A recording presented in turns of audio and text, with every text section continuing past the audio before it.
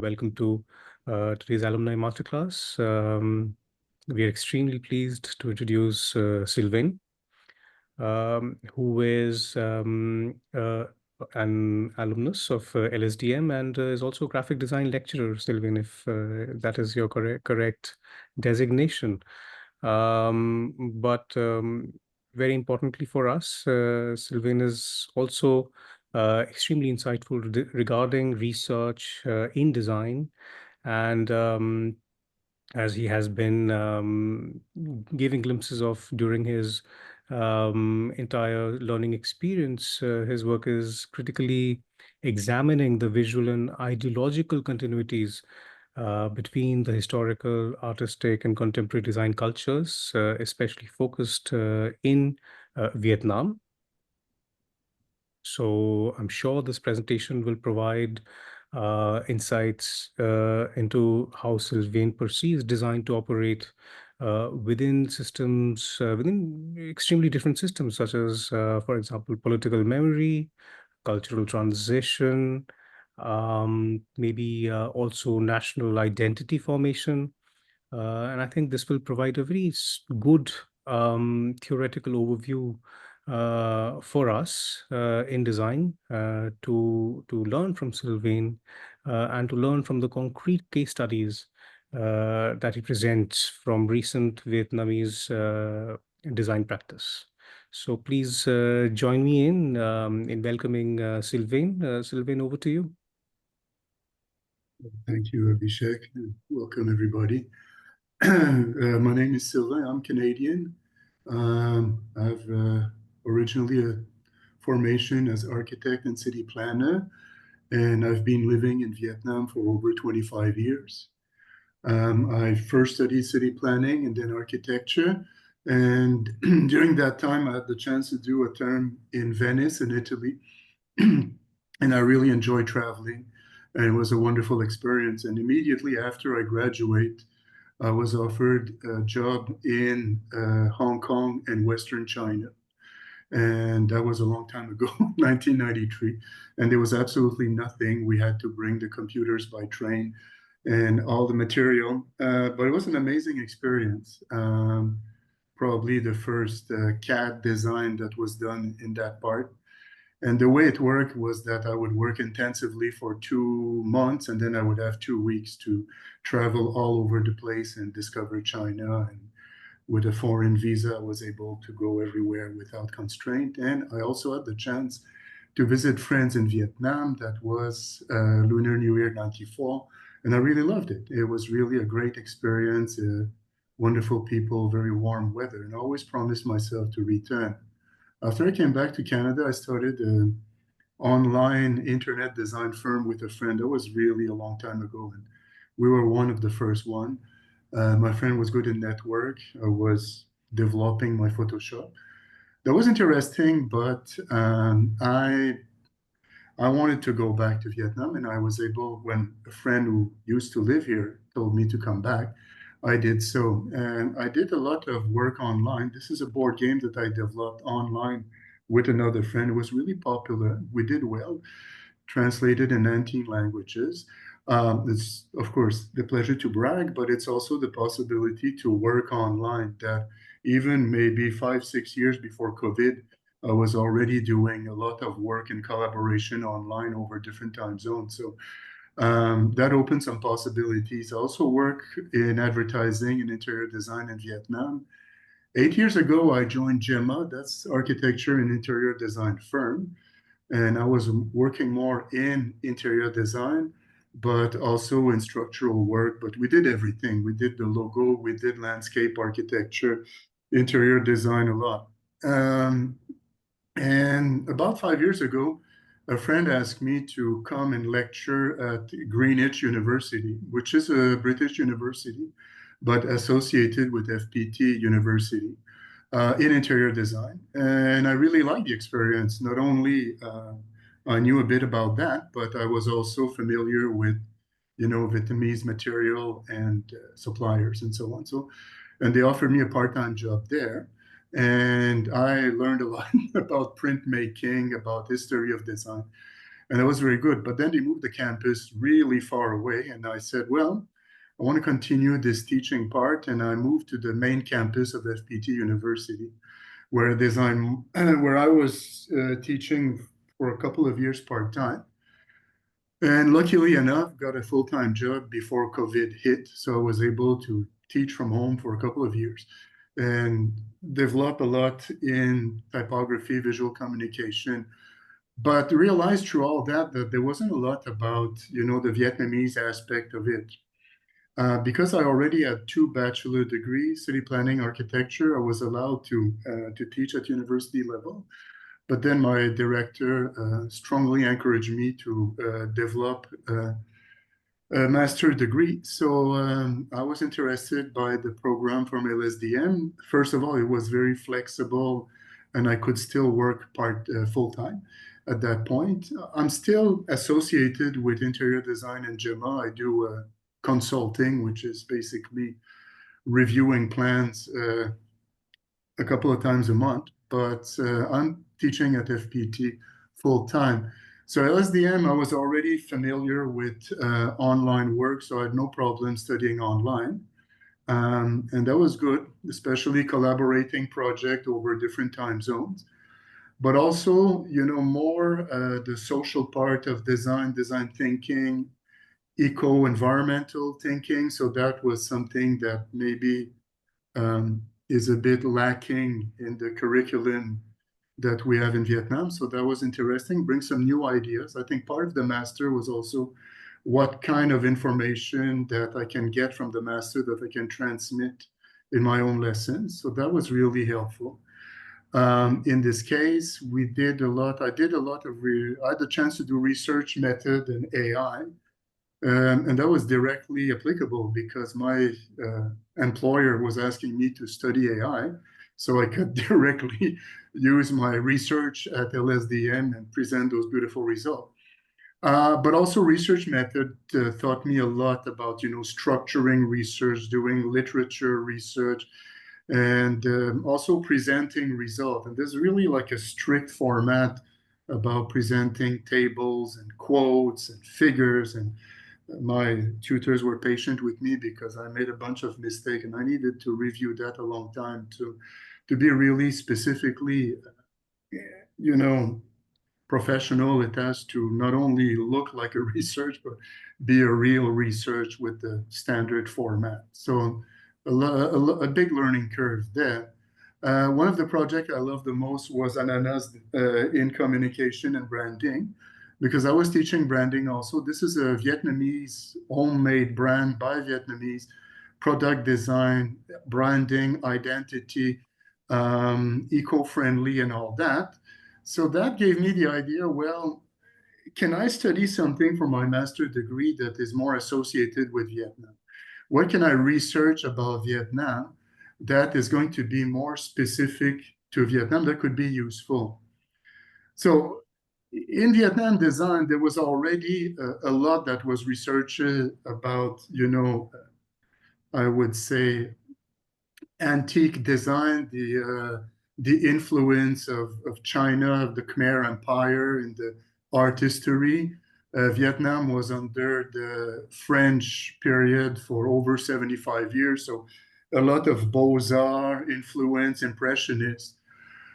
But there was no research about social realism. This is still very much the language of the government, but it hasn't, and it's still something that is thought, maybe not in my university, which is private, but in the official state universities, and how it's affecting, the design history of Vietnam, the visual communication of Vietnam, and how it connects with other example like that. Was specific about it, about, of course, the figure of Ho Chi Minh and a lot of typography. The typography was interesting because that's really one of the subjects in my teaching that I've tried to develop, and having some example in Vietnam was one of the highest literacy rate in Southeast Asia, even more than Canada for that matter.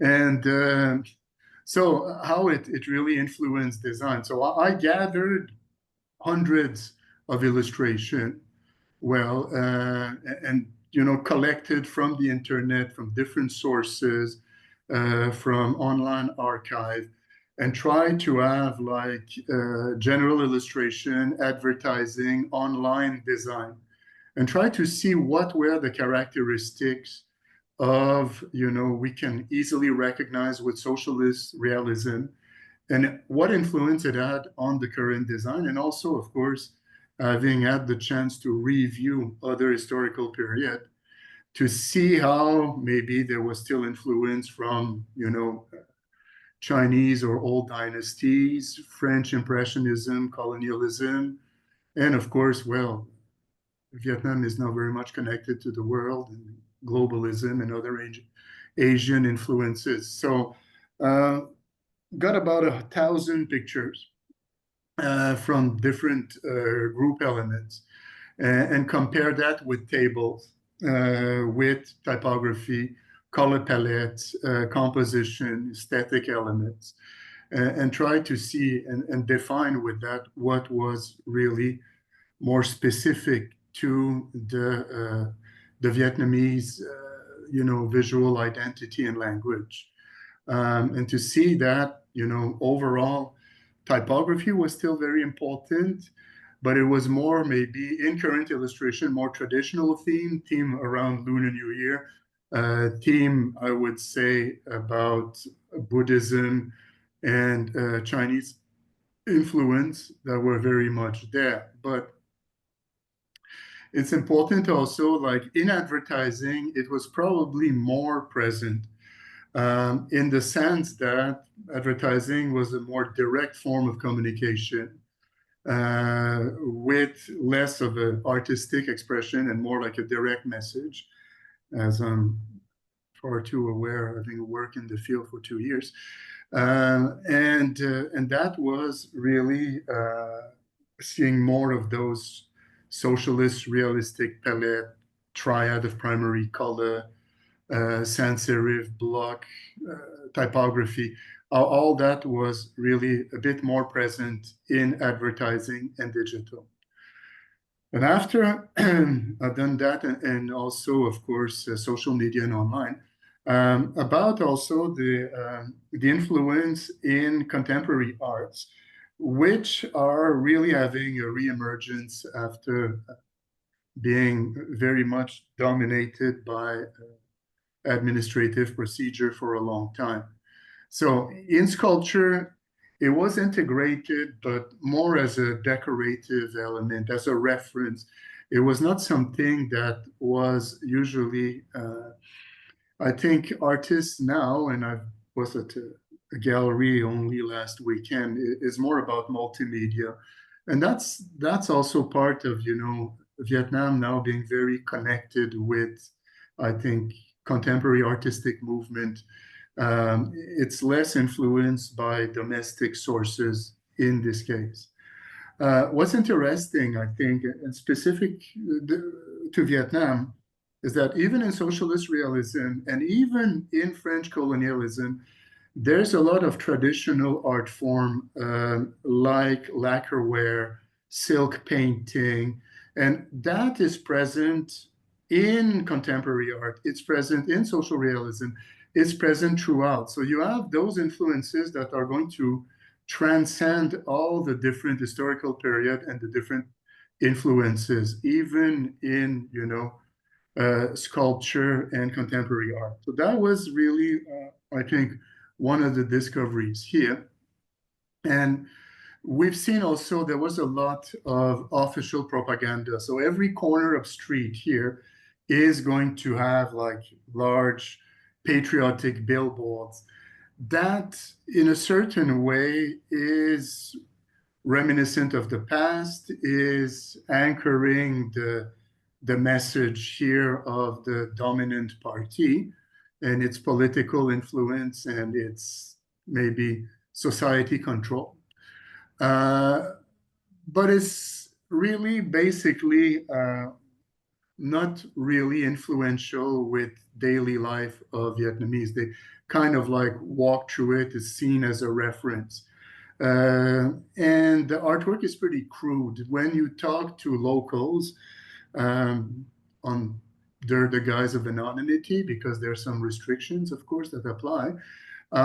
They will say, well, what is propaganda, billboards, and all that is not considered as a high form of communication.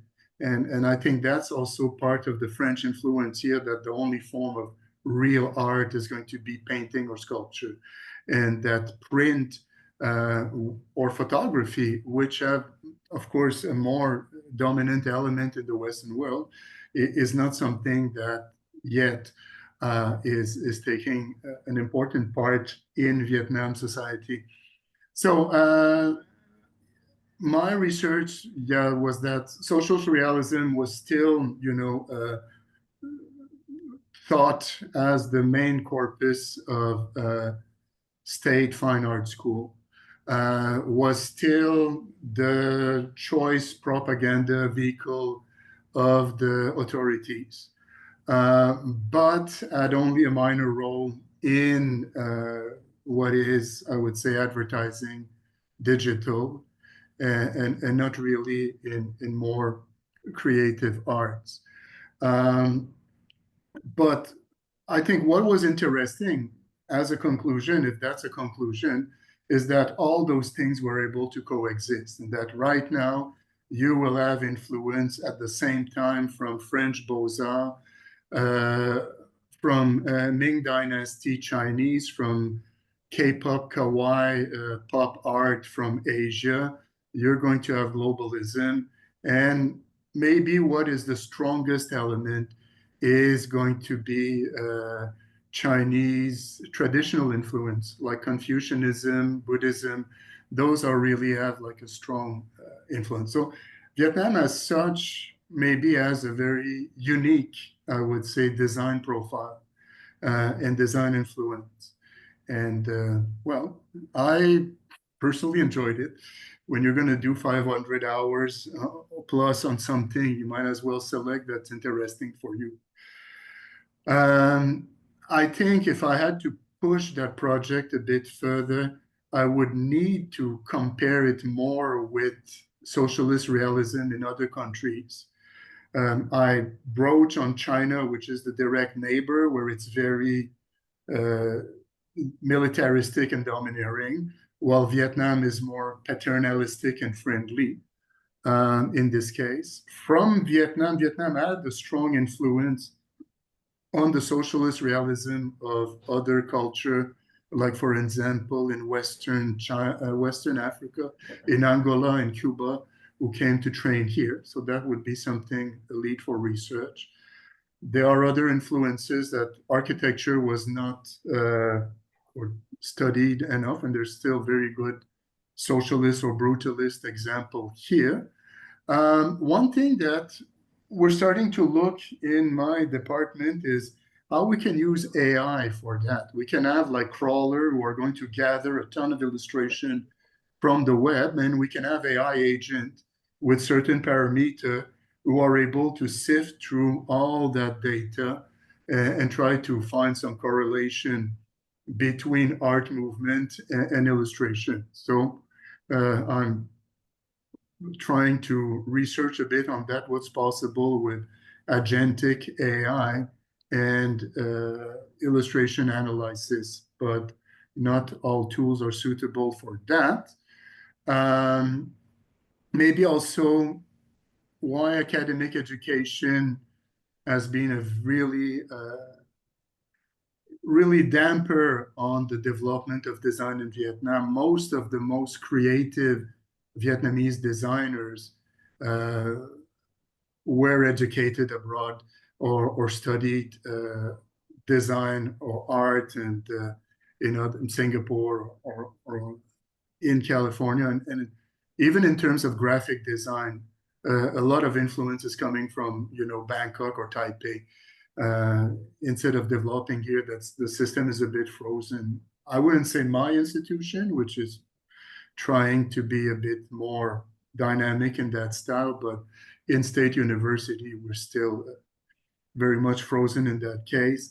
The role of censorship or how the ideology is done to promote the language or the visual identity of the party. And this is really basically they're using the same illustration over and over to the point that it completely stop creativity in this case. For me, well, it was the opportunity to study about Vietnam. That's the country that where I've lived over 25 years and that I really enjoy. So I could learn more about that. I've, of course, practiced architecture, interior design, and advertising here. And I've been teaching graphic design for 5 years here. So learning more and also being able maybe to connect more with my students to see where their inspiration, where their,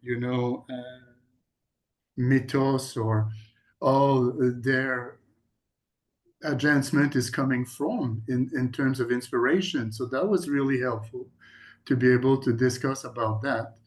And to see also how design can shape the narrative of the identity of a country. So I think that's very important. I'll try to conclude by talking to you about the 50th anniversary of the reunification of Vietnam, also known as Liberation Day, but we're trying to make it more inclusive. That's 50 years since the American left the country, and that was a week ago. I think that was the biggest parade that ever existed with all kinds of elements. And of course, you can see that the iconography is still very more militaristic and very much trying to present here, of course, the fall of the palace, but at the same time, family values, unity, and try to reinterpret that socialist realism message in a more, cohesive and less aggressive illustration. And my favorite is probably this one, which is, of course, the fall of the palace on the 30th of April, which is sponsored friendly by Vicky Digital Bank. So this juxtaposition of very stale or naive vintage illustration with a very, sponsor using almost iPhone gradient for marketing. So all this is part of, the visual landscape.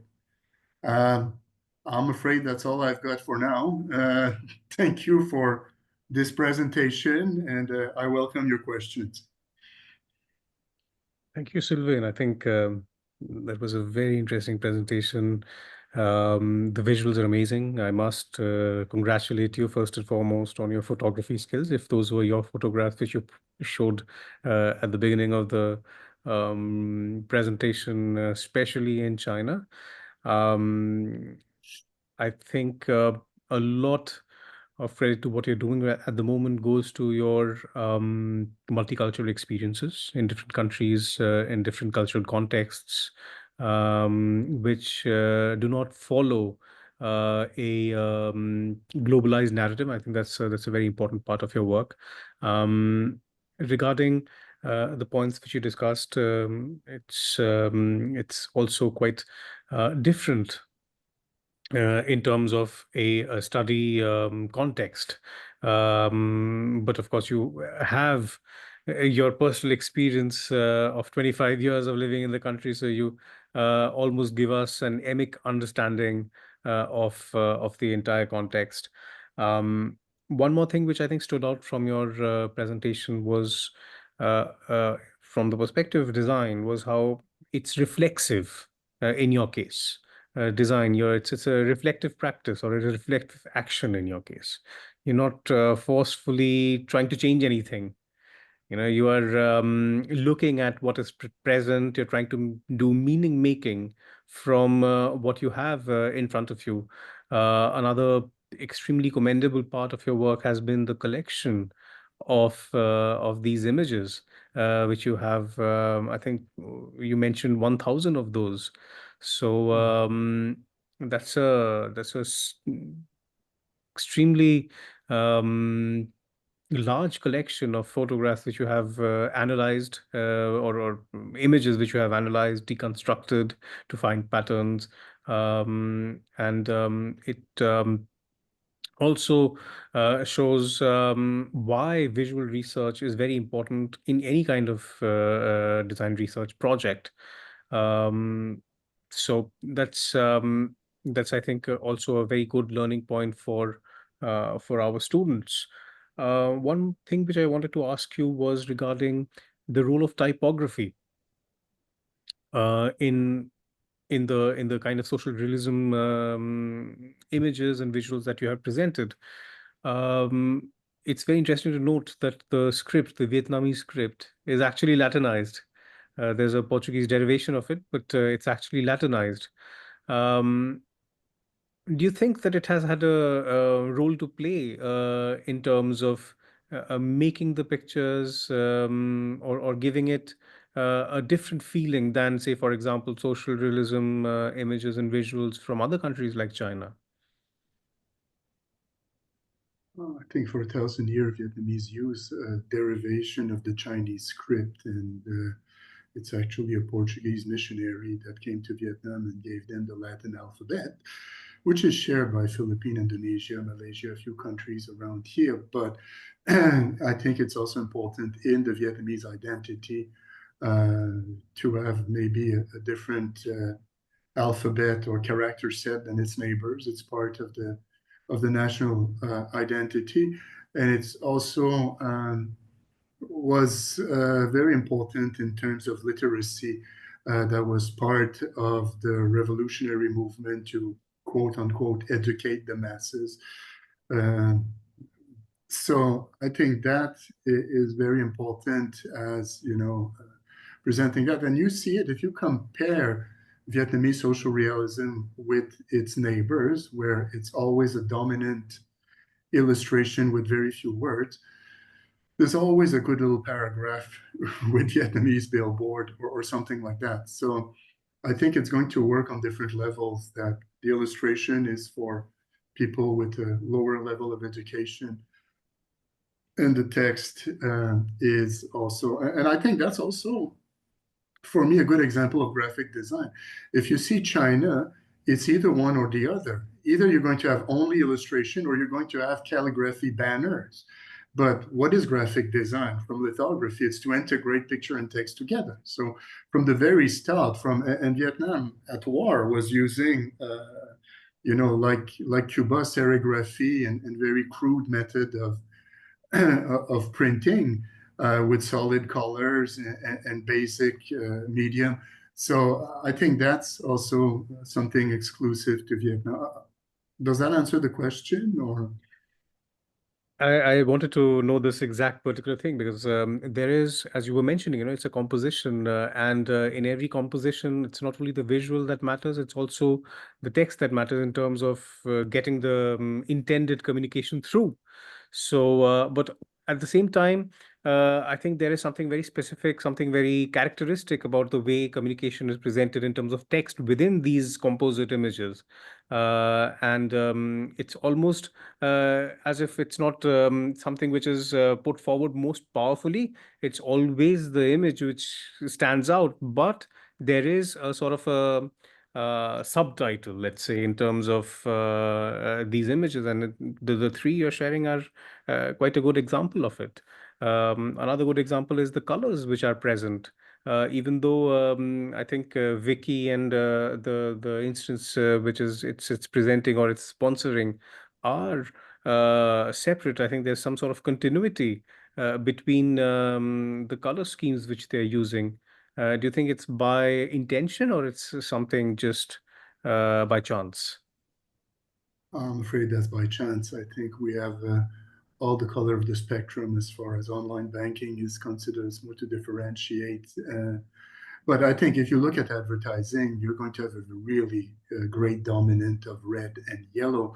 But you can see those colors also associated with traditional colors of Lunar New Year, the gold and the red, which is more a crimson. So those are going to be dominant, and sometimes it's difficult to separate between what is directly connected to socialist realism and what is going to be, only traditional palette. But every time you're going to have a triad of primaries, you're getting close to it. There was a lot also of, I think, the orientation of the character. Socialist realism is either completely frontal, it's a message directly to the audience, or is completely sideways. There's no three-quarter positioning. So it's I was able like that to find some criteria, in terms of typefaces. If you look at everything that is now part of social media and digital, well, you have all kinds of typography families from serif, script, weather typography.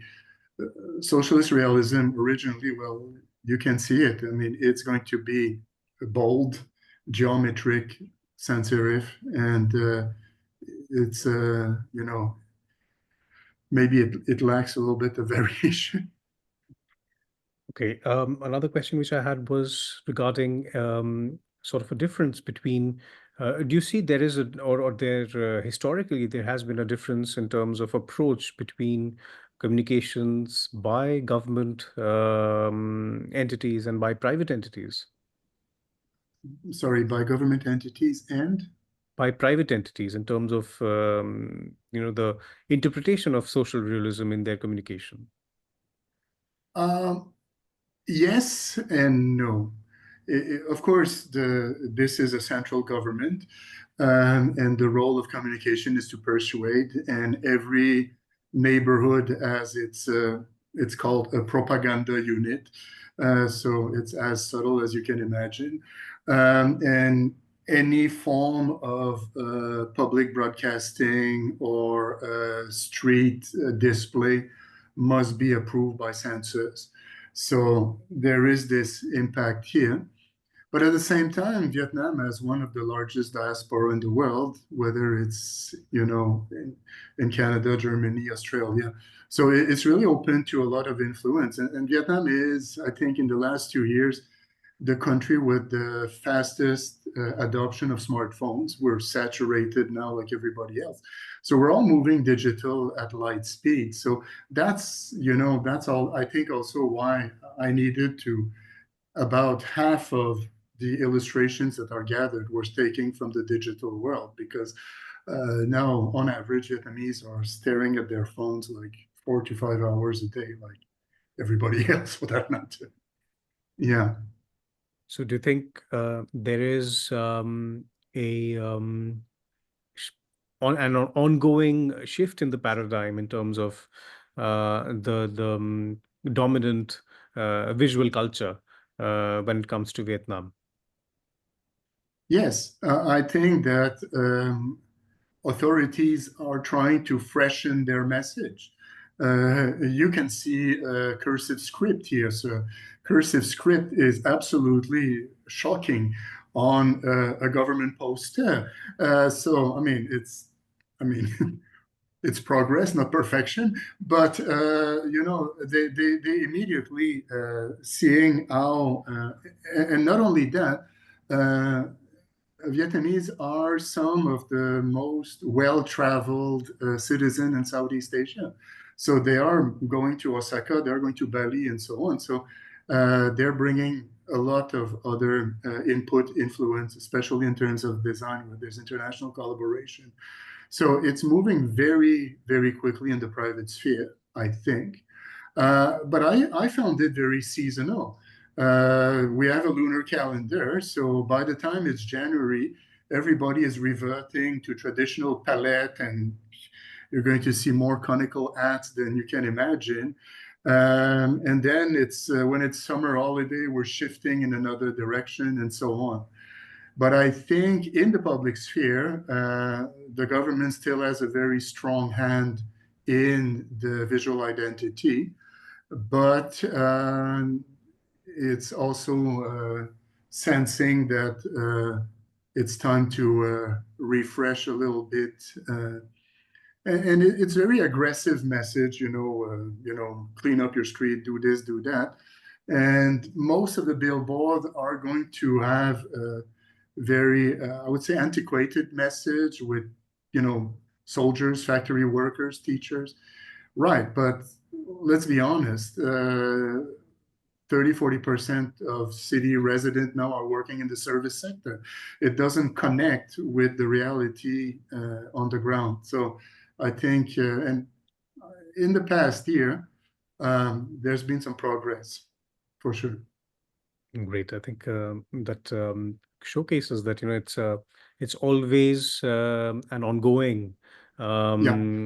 organically developing discourse, and I think this kind of observation which you have regarding the seasonal nature of change is quite revealing. Saying that. My request to you is to share a bit about your process of approaching a subject like this, when it comes to visual culture for and for a community or for a specific cultural context. Where do you begin? How do you approach? How do you guard against, let's say, assumptions, generalizations when it comes to understanding, what that particular visual culture is, what are its elements, and why is it characteristically different from others? The way the program is structured, especially with LSDM, we had to do a ton of literature review at the beginning. Probably have 4 pages long of references at the end, and I needed to learn a bit more. I already had some general vague knowledge about Vietnamese history, which in itself is quite an adventure. But to know more specifically about social realism, to know more, I was lucky to find already people doing PhD and master degree about Vietnamese communication in terms of advertising, research from Sydney University, and so on. But it was not about socialist realism. It's always focusing on the Western influences and so on. So to see in a way that socialist realism in Vietnam is really homegrown. It took like traditional materials and technique. It imported from Russia slash first and China after. It mixed that with French Beaux-Arts. And so on. So I think, how do you say, syncretism? It's always bringing all that together. And trying after that to separate which pieces were apart. So a lot of reading about social realism in general to know, first what to identify, how to recognize it, if I am to try to analyze that, and then after that to move to maybe Vietnamese socialist realism and to see how it fits with the general inspiration, and then to take that and confront it with contemporary production and to see what is, in agreement or not. So, Great. So there is no fixed template. I think that's the very important thing, and it's all mm, contextually specific, and that's why the context should um, determine a research approach rather than the other way around. So I think that's very clear. My final question is, where do you see your work going from here? Do you plan to do a PhD? Do you plan to write a book? I'm looking at to see whether to be published, if that's publishable first. So I've been exploring that a little bit, especially with the International Journal of Design, still to hear from them. I have no, it was quite an adventure while working full time to do a master's degree. So before doing a PhD, I'm going to maybe consider things in this case, but you never know. Not at the moment, I think. Yeah. All right. Great. So uh, we have about 20 minutes to go. I'll throw the floor open to questions from our participants. Sarah asks, what are the useful tools in AI you're using to categorize and classify design trends if you are doing that? But you can upload picture in Midjourney and use some agent AI. So we've installed Stable Diffusion on a system and try after that to develop some criteria to organize image. So basically, and this could be done at scale. This could be done not only with socialist realism or something like that. So there's a big push from my employer about AI. Well, I think the world is going AI quick, or at least discussing about AI. So to see how this is portable, how this is doable, and within which margin of accuracy. So I think that's something that I'm looking into. Um, I'm reasonably satisfied to live here. So I think that I would like to see also maybe those fields of design that I didn't really honestly have the time to develop in this research, whether it's architecture, interior design, theater. Um, so that I think fashion, all those elements of design that also were influenced by that. I believe we have a question from Jose, if I may. Okay. Um, so, do you mind if I take a question from the chat? Yes, of course. Please go ahead. Okay, Sarah is asking, interested to know the result of AI and creativity in your in your research of research methods. Um, I think AI was not used as a tool of creativity.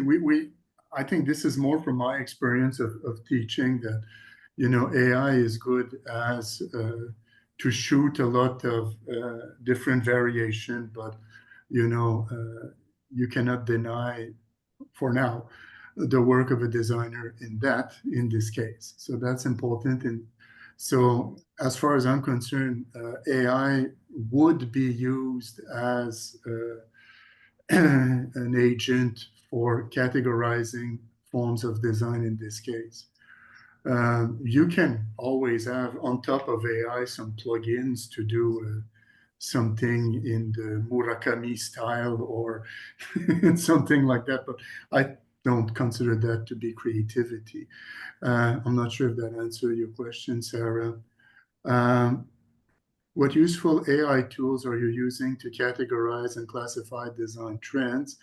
Right now, we're on Stable Diffusion 3.0, and we're using ChatGPT agent, but we're looking at Claude, who is another AI that is more conversational, to create some agentic AI to analyze results.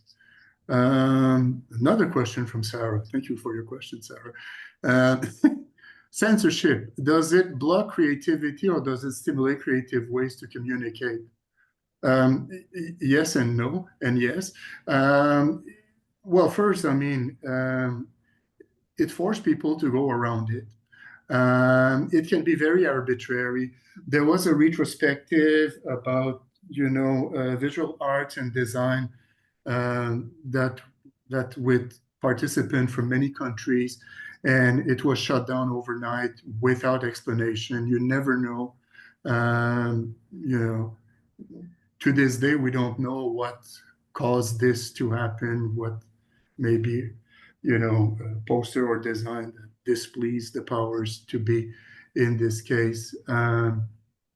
I think that censorship is one thing that is going to restrain creativity, but I can feel here during my project that there was also a lot of restraint from society, that it is a very paternalistic Confucianist society. And there's a lot of societal taboos that, even the censorship doesn't even have to impose because some things would not be acceptable. You see a lot of, I would say, absurdity or humor in Western advertising. This completely wouldn't fly here, wouldn't be understood. So I think there's that also in this case. But creativity will always find a way, I think, no matter what.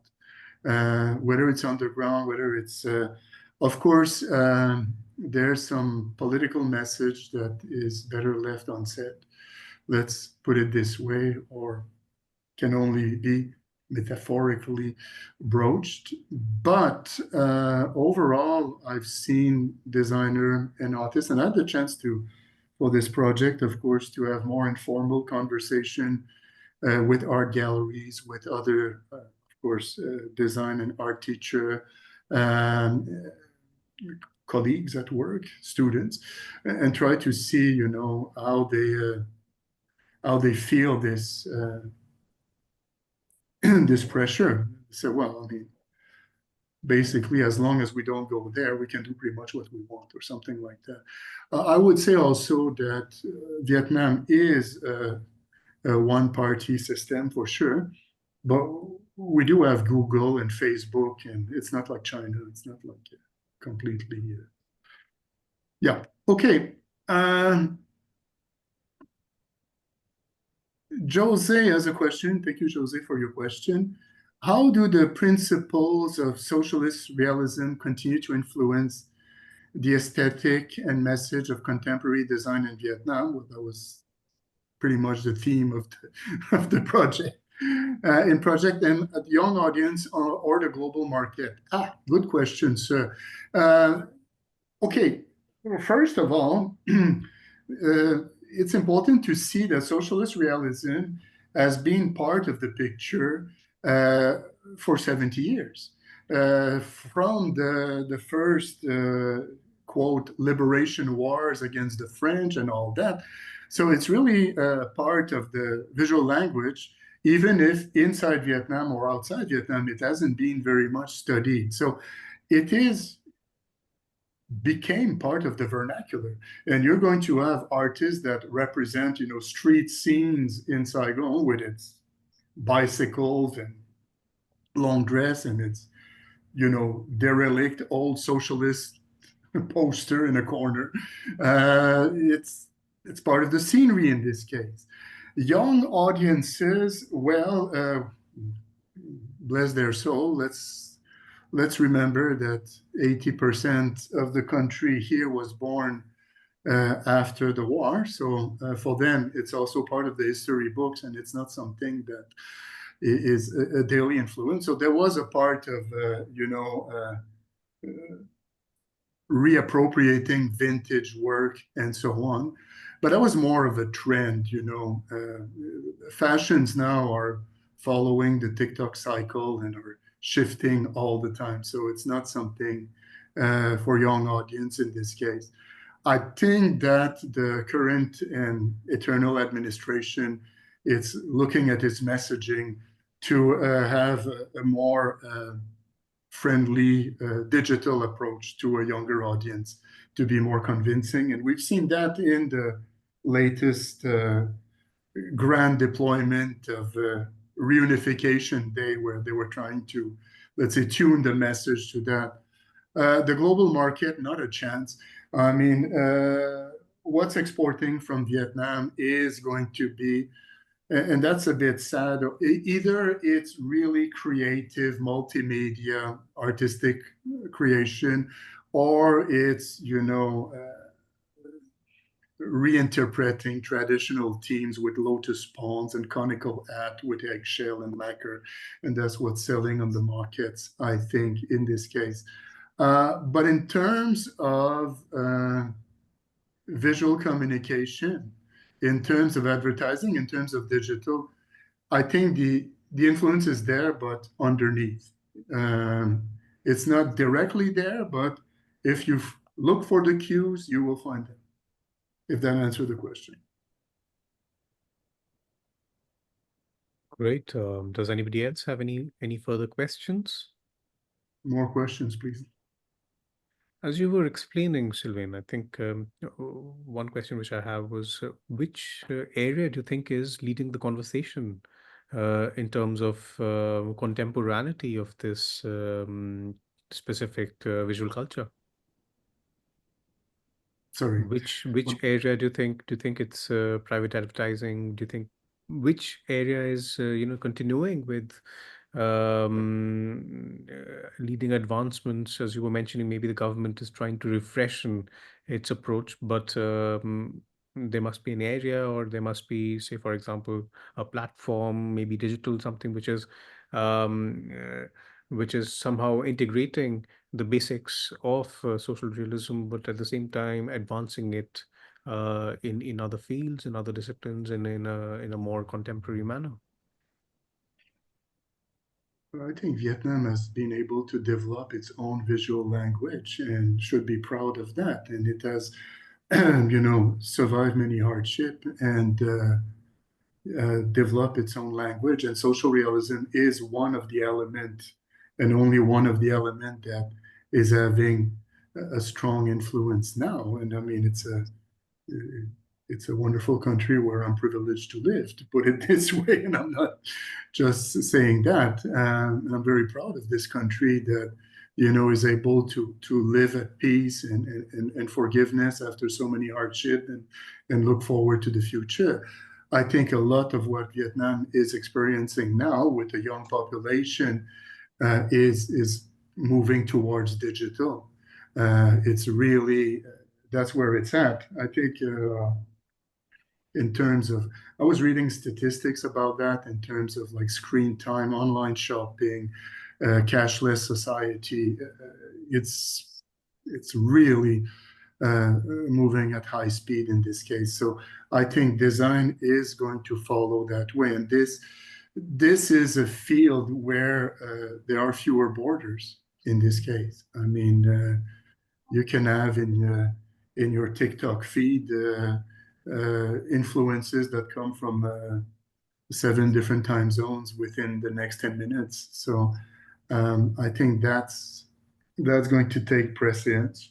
I think um, socialist realism also is a positive force with patriotism here, or nationalism. So even if it's, of course, the voice, the central voice of the authorities, it's also, there was a big movement of Vietnamese pride, of course, with the 50 years of reunification.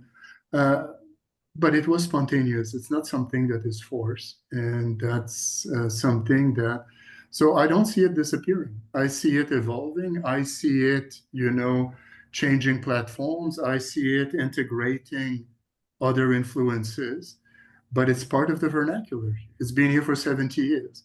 And it's still very much an important element. Yep.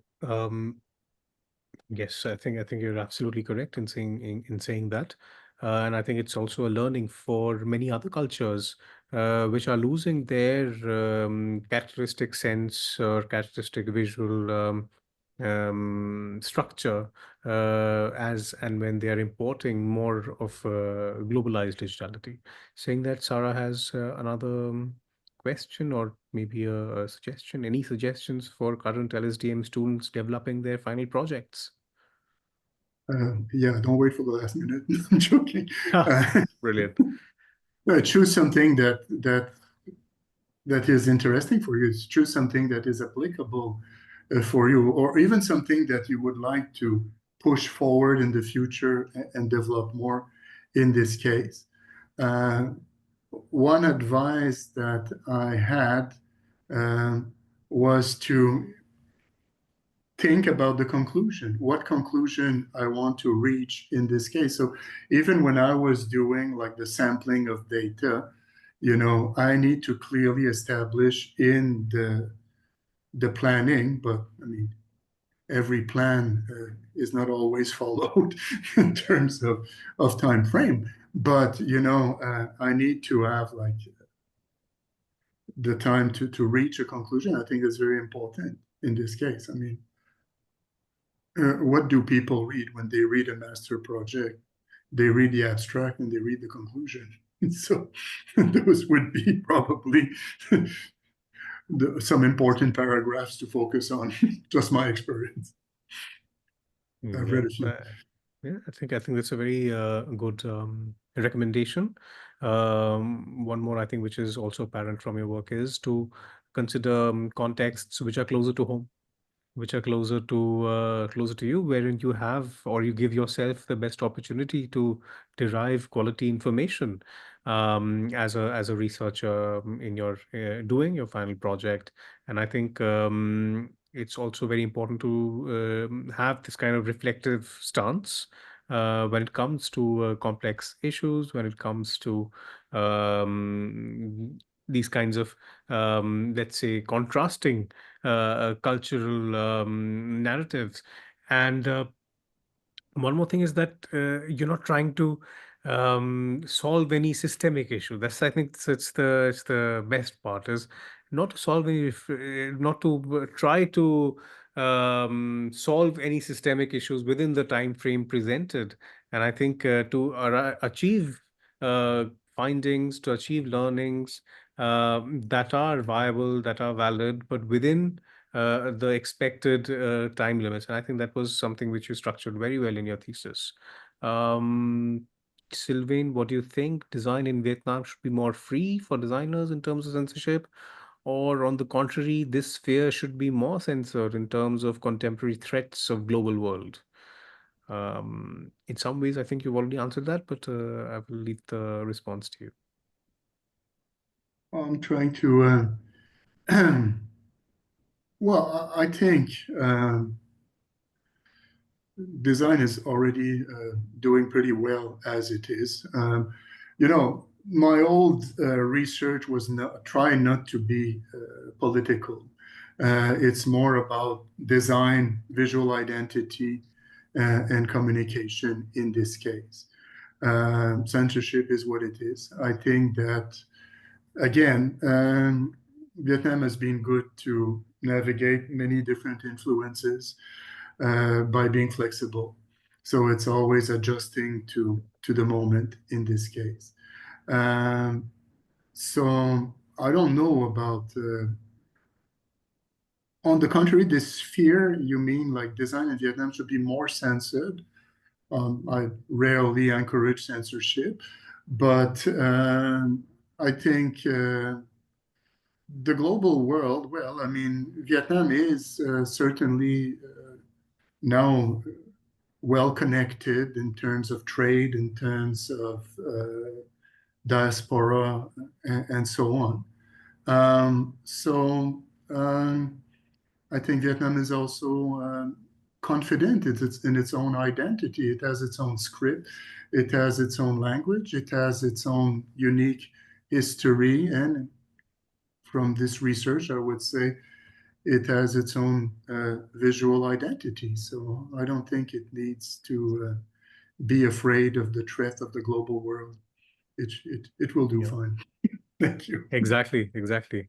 I think that's a very good way to I think finish this presentation. We're already a couple of minutes over time, but if nobody else has any further questions, I think we can close this session. Or if Sylvain doesn't have any other parting words for the students joining in and for the students who will be watching this presentation later.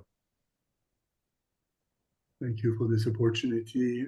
It's been a pleasure. And I think I was very scared of doing a master degree. I was not planning to go back to school, but it's been to see how this has been a chance not only to get some credits, but also to learn something and enjoy discovering something new.